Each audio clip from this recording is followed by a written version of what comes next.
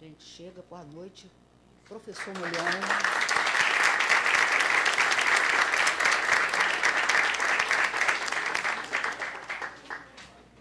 Vai precisar, professor? Vai precisar? O senhor vai querer alguém que auxilie? Mudanças climáticas voltou novamente, né? É uma preparação agora para a Conferência das Partes, a número 20, que deve acontecer no Peru, em preparação para Paris 2015. Para vocês terem uma ideia, a primeira conferência do clima foi em Estocolmo em 1972. São mais de 40 anos que o pessoal vem insistindo nisso. E o objetivo aqui é mostrar para vocês que não existe aquecimento global,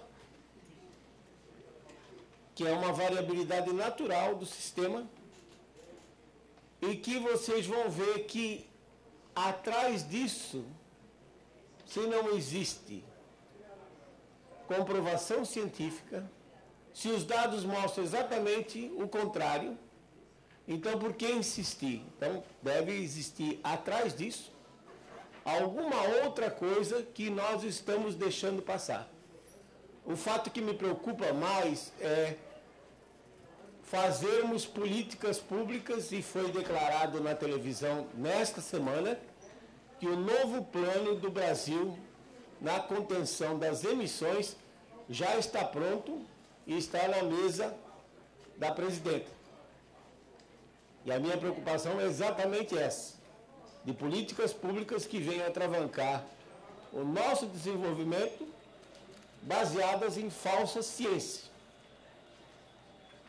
Isso que vocês vão ver hoje. Então está aí. No dia 23 de setembro fizeram uma reunião em Nova York, vocês viram no domingo anterior a essa reunião, houve uma passeata com mais de 310 mil pessoas, defendendo, então, mudanças no clima e diminuição nas emissões. Mas se você olhar, por exemplo, a ONU colocou na internet uma enquete, o mundo que a gente quer, que vai ser mostrado, então, na Conferência de Paris 2015. Você nota que a parte de clima está colocada em último lugar. Percebam que dos 5 milhões de pessoas que votaram, esses resultados eu peguei no dia 13 de setembro, de 5 milhões que votaram, e vocês podem entrar e também votar, tem 6 opções para votar, a maior parte, 3 milhões de pessoas, acham que boa educação é muito mais importante do que mudança climática. Muitas pessoas acham que água, acesso à água limpa e esgotos, né, saneamento público é mais importante. E energia disponível também é mais importante do que mudanças climáticas. É claro que aparecem algumas coisas do tipo aqui, governos honestos e que respondam às necessidades, aparece aqui em 4º lugar. E se isso aparece, não sei qual é o perfil dos votantes, mas é global. Se isso aparece em 4º lugar numa votação global, é sinal que o problema não é só nosso, né? Deve ser um problema mais generalizado. Então, na realidade, a Terra tem aí 4,5 bilhões de anos de existência e o clima sempre variou naturalmente, sem nenhuma interferência do homem. Uma das maneiras da gente ver isso, por exemplo, é utilizando testemunhos do clima passado, e um deles, os mais badalados hoje, são esses cilindros de gelo. Pega-se uma broca oca, faz uma perfuração, retira-se os cilindros de gelo, e vocês percebem que no gelo estão aprisionadas bolhas de ar. Então, retira-se essas bolhas de ar, analisa a composição química da atmosfera, quanto gás carbônico tinha, quanto metano tinha, faz a datação por outro método, e com isso conseguiu-se recuperar qualitativamente, tem que lembrar que cilindro de gelo não é termômetro, qualitativamente, o clima dos últimos 420 mil anos. Vocês notam aqui na parte de baixo, tem uma curva que é a variação da temperatura, cuja escala aqui está à direita, e a curva de cima é a concentração de gás carbônico medida entre 200 e 280 partes por milhão. Vocês percebem, então, quando olham as duas curvas, parece que as duas curvas andam juntas, mas, na realidade, quando se faz a correlação entre as duas, aparece claramente que o gás carbônico, ou a temperatura, sobe da ordem de 800 a 1000 anos antes do gás carbônico subir.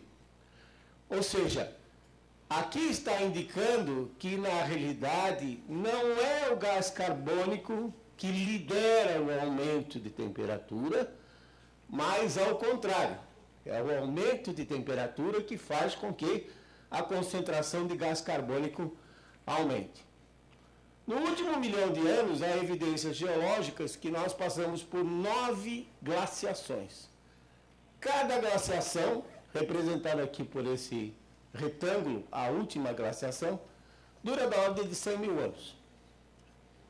E ela é interrompida por períodos mais quentes, como esses que aparecem aqui acima da linha do zero, os interglaciais, que duram da ordem de 10 a 12 mil anos. Então, vamos fazer as contas. Se no último milhão de anos tivemos 9 glaciações, cada glaciação dura da ordem de 100 mil anos, então 9 vezes 100 mil são 900 mil, em 1 milhão, 90% do tempo o clima desse planeta é mais frio do que esse período que nós estamos vivendo. E apenas 10% do tempo ocorre, então, períodos, esse é o período atual, notem que os períodos anteriores, 130 mil, 240 mil, 320 mil anos atrás, foram interglaciais mais aquecidos do que esse que nós estamos vivendo. O Homo sapiens provavelmente tem da ordem de 70 mil anos. As primeiras formas de homens, os Homo erectus, talvez tenha um pouco mais, 1 milhão de anos que seja. Mas o Homo sapiens, com domínio do fogo e tudo mais, não tem mais do que 70 mil anos. Então, como explicar que os interglaciais passados foram mais quentes, 6 a 10 graus mais quentes, segundo esse estudo publicado na Nature, alguns anos atrás, do que o atual. Outra coisa muito importante, olhem para esse retângulo que representa a última era glacial. Então você tem o interglacial de 130 mil anos atrás, e percebam então que a temperatura começou a cair e chegou da ordem de 8 a 10 graus abaixo do que está hoje.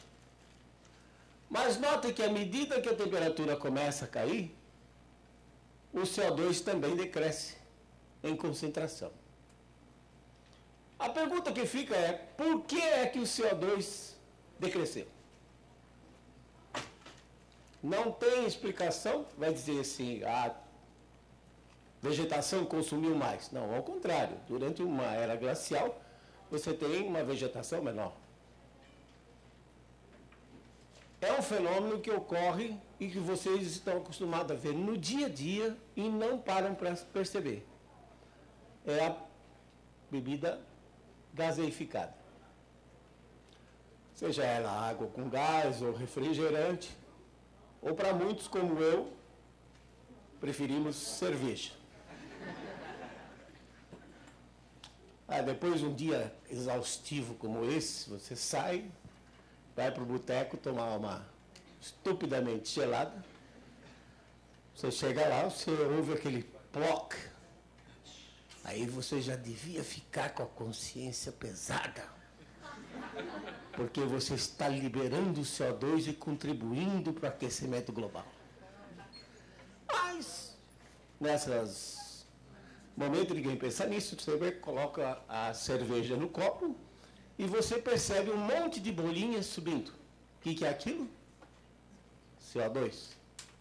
Mas se a cerveja não é bebida e ela fica num canto, depois de um certo tempo você olha, você não vê mais bolinhas.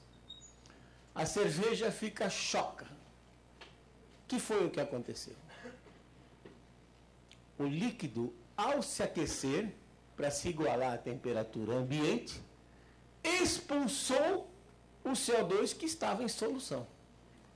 Ou seja, a solubilidade de um gás num líquido é inversamente proporcional à sua temperatura. Quanto mais frio tiver, maior a solubilidade. Então, transfiro agora o princípio da cerveja choca para 71% de oceanos que cobrem esse continente, ou esse nosso mundo.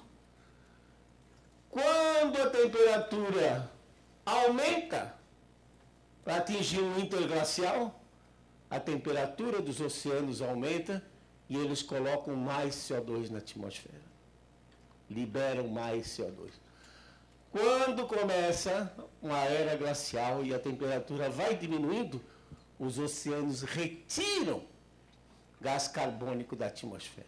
Então, o grande controlador da concentração de gás carbônico na nossa atmosfera não é o homem. São os oceanos que cobrem 71% desse planeta, que, aliás, tem um nome errado. Como é que ousaram dar o nome de planeta Terra num planeta que só tem 29% de continente e 71% de água? Está com o nome errado. Devia ser realmente planeta Água. Então vocês veem claramente o papel dos oceanos, não só controlando a temperatura, como a própria concentração de CO2. Nos últimos 10 mil anos. Por que 10 mil anos? Porque toda a civilização que nós conhecemos está aí. Começou nesse interglacial que nós estamos vivendo. Assírios, babilônios, egípcios, gregos, romanos, fenícios, todos eles nesses últimos 10 mil anos. A reconstituição, agora usando os cilindros da Groenlândia, mostra que